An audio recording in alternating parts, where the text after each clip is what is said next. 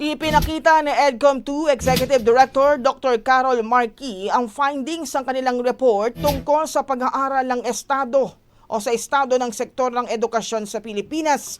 Ayon sa kanilang napag-alamang, humaharap ang basic education system ng bansa sa mahigit 165,000 na kakulangan ng classroom, kung saan pinaka-apektado rito ay ang mga nakatira sa Region 4A, NCR at BARM. Iginit naman ni Senate Committee on Basic Education Chairperson Senator Bam Aquino na maaaring umabot pa sa 5 presidente ang pagresolba ng problemang ito kung hindi paggagalaw ang pamahalaan ngayon. Samantala, nasa 2,233 na eskwelahan din daw ang napipilitang magpatupad ng multiple shift.